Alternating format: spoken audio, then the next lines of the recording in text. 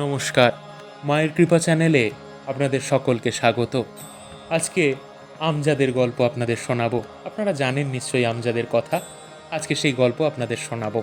মায়ের কাছে দেশে একটি ভক্ত আসত, মুসলমান। তার নাম আমজাদ। মায়ের কাজ করত, ঘর মেরামত করত, এইসব।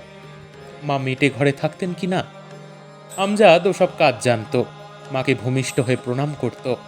অন্য মুসলমান হিন্দুর বাড়িতে খায় না, কিন্তু আমজাদ মায়ের বাড়িতে ঠাকুরের প্রসাদ খেত। ভক্তরা যে থালা গ্লাসে আহার করে, আমজাদকেও মা তাতেই খেতে দিতেন। খাওয়া হয়ে গেলে বলতেন, উঠে পড়ো বাবা, উঠে পড়ো।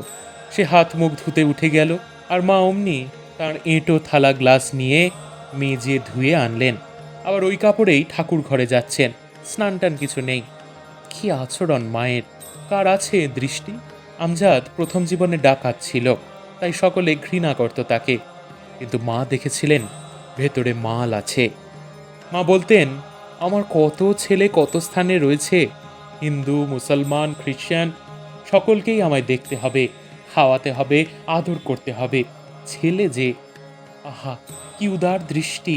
পাড়া গেঁয়ে লোক, আবার গোঁড়া বামুনের মেয়ে, লেখাপড়া নেই, কিন্তু কি বিশাল হৃদয়, কি জগৎজোড়া দৃষ্টি! মানুষের এসব হয় না ভগবান ছাড়া। তিনি তো জগদম্বা, তাই সকলের মা।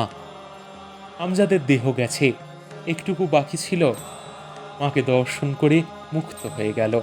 মা ঠাকুরন একজন সাধুকে বলেছিলেন, শেষ সময় ঠাকুর এসে নিয়ে যাবেন, ঘরের ছেলে ঘরে যাবে। কিন্তু যদি জীবিত অবস্থায় শান্তি চাও, তবে সর্বদা তপস্যা করো, তাঁর চিন্তা করো। কারণ তপস্যা করলে তাঁর কৃপা হয়।